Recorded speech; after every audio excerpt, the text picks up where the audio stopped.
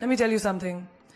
The moment you stop asking for respect and start demanding it without saying a word, the moment you walk into a room, not trying to be liked, but radiating the kind of presence that says, I already like me, everything changes. Not slowly, not subtly, instantly. Because people don't treat you based on who they are. They treat you based on who you tell them you are. Do this once. Just once. And you'll see the shift. The raised eyebrows, the changed tone, the sudden respect. And no, it's not magic. It's the energy of a woman who knows exactly who she is and refuses to shrink for anyone. So, what do you need to do? Not become louder, not become colder, just become undeniable. Walk with presence, not apology.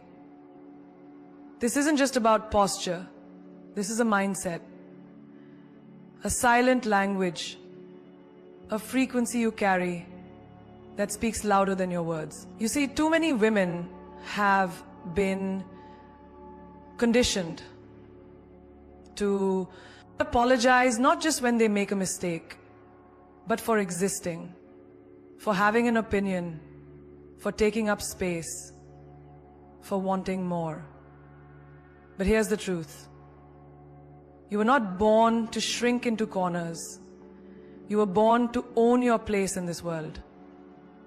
Have you ever walked into a room and immediately felt like you didn't belong? Like you needed to adjust something about yourself? Your voice, your laughter, your presence, just to fit in? That right there is the silent apology. The invisible bowing of your head. The quiet surrender of your own power. And let me tell you, once you recognize that feeling, it's time to unlearn it. Think about it. A man walks into a meeting late and he sits down like he owns the table. Isn't. We've been programmed to apologize for our ambition, our beauty, our desires, and even our emotions. But when you shift from apology to presence, everything changes. Presence is power. Not the kind you shout about, the kind you wear like a perfume. Subtle but unforgettable. When you walk with presence, you don't need to raise your voice. Your silence speaks.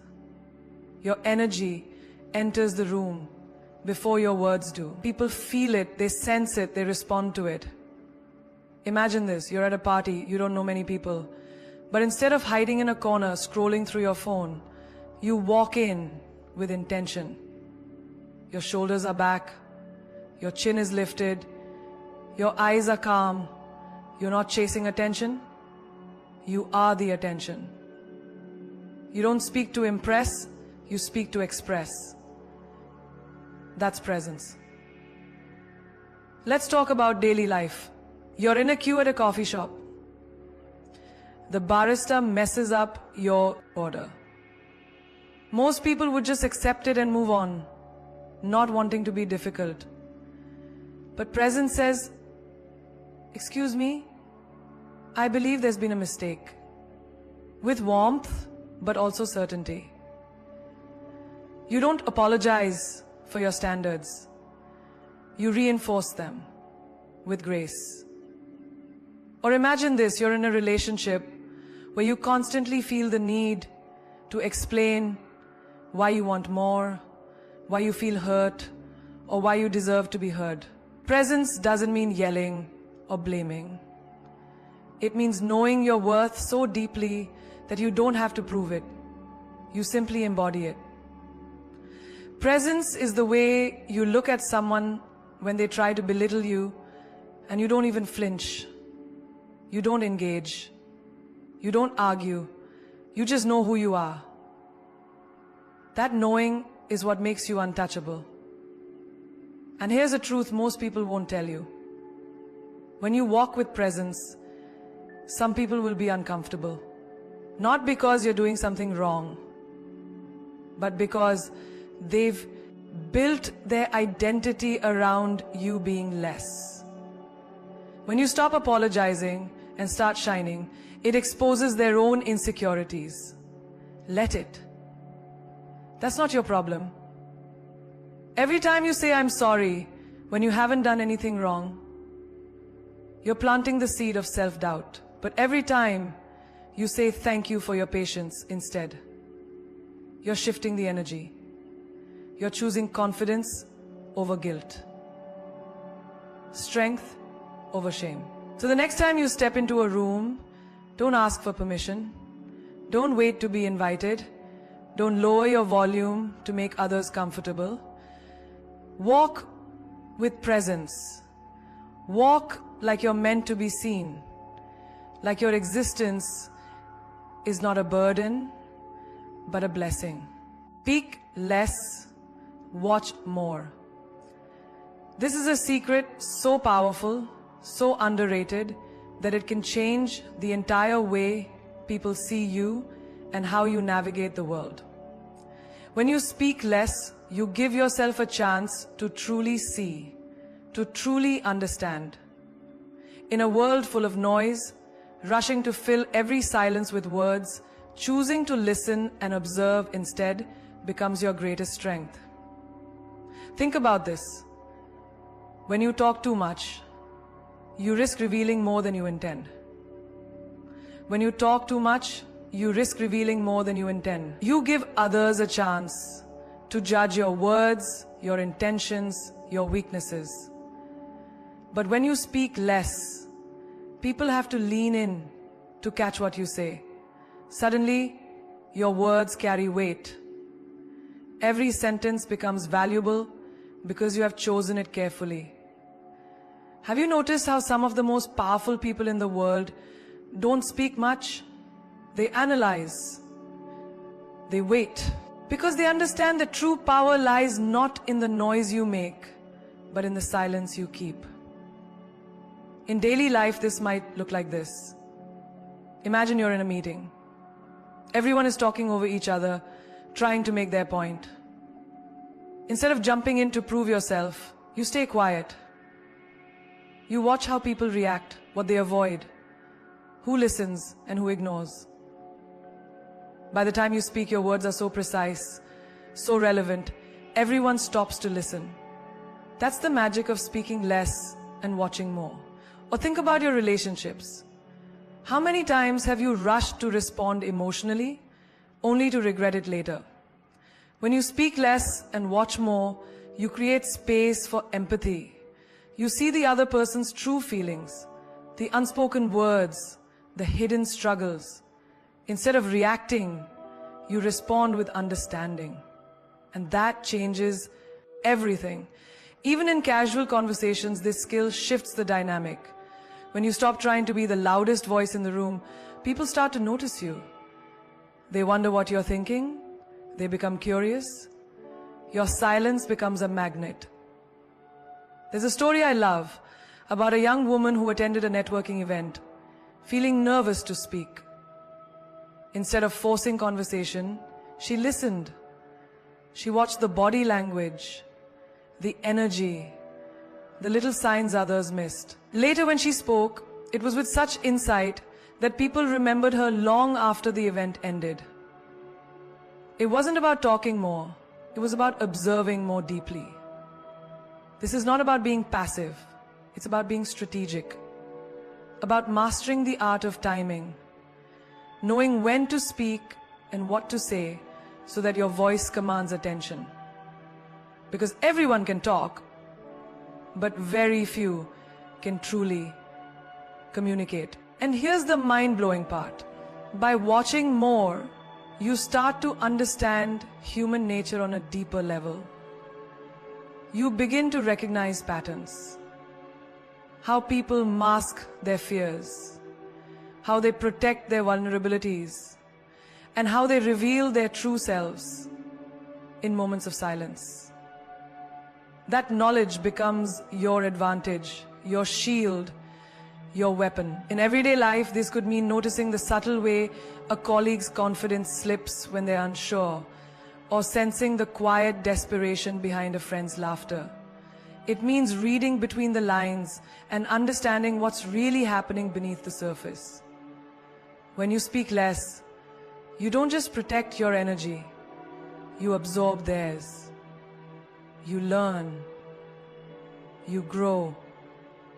And when you do finally speak, it's with the force of someone who has seen the whole picture, not just a fragment. The world is full of chatter, opinions, and distractions, but the one who masters silence becomes the one who shapes the narrative.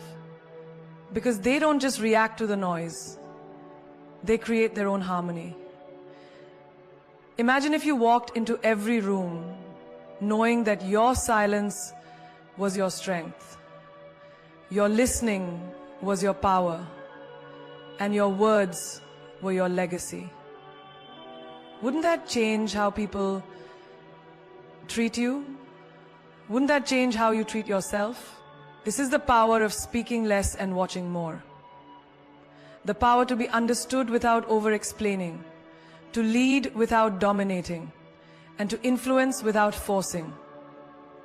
It's a quiet revolution, a subtle art. And once you master it, the world will listen differently. Say no without guilt. These two words, no and guilt, have been tied together for far too long in the story we tell ourselves. But what if I told you that saying no is one of the most powerful, freeing things you can do for yourself, and that guilt is simply a story you can choose to rewrite? Every time you say no, you are drawing a line around your own life, protecting your energy, and defining your worth. And that, my friend, is not selfish. It is essential. Think about your daily life. How often have you said yes to something that drained you, made you uncomfortable, or pulled you away from your dreams, simply because you were afraid to disappoint someone? You agree to extra work, attend events you don't want to, or answer calls when your soul is screaming for rest. All because saying no feels like you're letting people down. But here's the truth. When you say yes to everything, you say no to yourself. Saying no is the first act of self-love. It's saying, I matter. It's saying, my time is valuable. It's saying, I am not here to please everyone else at my own expense. And it is okay to say it firmly, kindly, and without over-explaining. You don't owe anyone a justification for protecting your peace. Imagine a friend asks you to help with something when you are already overwhelmed. Your instinct might be to say yes, feeling obligated, even when your heart says no. But what if you responded differently? What if you said, I appreciate you thinking of me, but I can't commit to that right now? No apologies, no guilt, just a clear boundary. When you say no without guilt, you train people to respect your limits. It's like sending a message. I am in control of my life, and I won't let it be hijacked by others' expectations. This is not just about words. It's about energy. The more you practice this, the stronger your sense of self becomes, and the more people recognize and honor your space. In relationships, saying no is vital. If you're constantly bending yourself to fit someone else's desires, you lose sight of who you are. Saying no to what doesn't serve you creates space for what truly aligns with your values.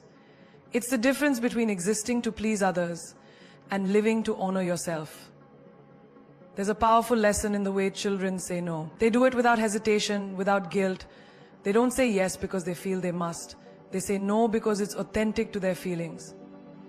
As adults, we forget this simplicity. We complicate it with fear of rejection or disappointment. But reclaiming that innocent clarity, saying no because it's true for you, is revolutionary. Consider the workplace. Many people say yes to extra tasks to appear agreeable or to avoid conflict, only to burn out later. But those who say no clearly and confidently, who set boundaries without guilt, are often the ones who rise higher, respected not just for their work, but for their integrity and self-awareness. Saying no strategically is a sign of strength, not weakness. Guilt tries to sneak in, whispering that you're being selfish or unkind. But guilt is not a compass, it's a chain. Break free from it by understanding that saying no is a gift to yourself and to others. When you honor your boundaries, you show others how to honor theirs. You create a space where relationships can be healthier and more authentic. Imagine your life as a garden. Saying yes to everything is like planting too many seeds without room to grow. Saying no is pruning. It allows the important things, your dreams, your health, your happiness to flourish. Saying no without guilt is an act of courage. It is saying, my life is my responsibility, and I choose what nurtures it. In every moment when you feel pressured to say yes, remember, you don't have to carry the weight of everyone's expectations. You get to decide what fits into your life. Saying no without guilt is a superpower, a shield that protects your time, your energy, and your peace. So start practicing. Start small if you must. Say no to something that drains you. Say no to a favor that stresses you. Say no to an invitation that doesn't excite you. Each time, you're rewriting your story, reclaiming your power, and inspiring others to do the same. Dress like you own the room. This is not about vanity or superficiality. It is about respect. Respect for yourself, your time, your energy, and the space you occupy. The way you dress sends a message louder than words ever could. It tells the world how you expect to be treated before you even say a single sentence. When you step out, your clothes are your silent ambassadors, and they have the power to change the way people perceive you and the way you carry yourself. Imagine walking into an important meeting wearing something that makes you feel confident, strong, and unapologetically you. It's not about designer labels or expensive brands. It's about the attitude you wear as much as the fabric on your body. When you dress like you own the room, you're telling everyone around you, I am here with purpose. I am worthy. I am powerful. And that energy, it's magnetic. Think about a time when you noticed someone who naturally commanded attention without speaking much. Often, that presence starts with how they present themselves. It's the polished shoes, the crisp blazer, the perfectly tailored dress. Not because they want to show off, but because they honor their presence. Is part of their personal brand, their first impression, and they don't take it lightly. Dressing well is a form of self-care and self-respect. It's waking up in the morning and choosing something that lifts you, empowers you, and fuels your confidence. This choice becomes an armor against doubt and negativity. Have you ever had a day when you felt unstoppable just because you put on that outfit that makes you feel like a queen? That feeling is not coincidence, it's power and it's real. Every outfit you wear is a statement about how you see yourself. When you show up disheveled, tired, or careless, you're telling the world and yourself that you're not worth the effort. But when you dress with intention, you're telling a different story, one of self-belief and dignity. And people respond to that. They recognize it in the way they treat you, the opportunities that come your way, and the respect you receive. Consider the everyday moments, the morning coffee run, the casual lunch with friends, or a quick trip to the grocery store. Even in these simple routines, Dressing like you own the room changes your mindset. It elevates the ordinary into something extraordinary. It's a reminder that you are not invisible. You matter. Your presence matters. When you dress like you own the room, you refuse to blend into the background. You take ownership of your narrative and you do not let others define your worth. Clothes can't make you confident, but they can help you feel confident until that confidence becomes a part of you. The transformation starts on the outside and seeps in until it radiates from within. There's a story about a woman who once walked into a crowded conference feeling nervous and unsure. But she chose her outfit carefully that day. A striking red dress, paired with heels that clicked with authority. From the moment she stepped in, heads turned, people listened, doors opened. Not because she demanded attention, but because she silently told the world, I belong here, I am worthy. That one choice changed how she was treated forever. Dressing like you own the room is also about knowing your style and what makes you feel powerful. It's not about following trends blindly or trying to fit into someone else's idea of beauty. It's about authenticity. Your style should be an extension of your soul, a reflection of your inner strength, your dreams, and your values. When you look good, you feel good. When you feel good, you act differently. You stand taller, you speak clearer, you move with purpose. People notice, they respect, they listen. That's the ripple effect of dressing like you own the room. So choose your clothes like you choose your battles. Thoughtfully, confidently, and with full awareness of the power you hold. Let your style be the announcement of your arrival, the banner of your confidence, and the armor of your self-worth. It's not just fabric and stitches. It's your silent revolution. Don't beg for connection.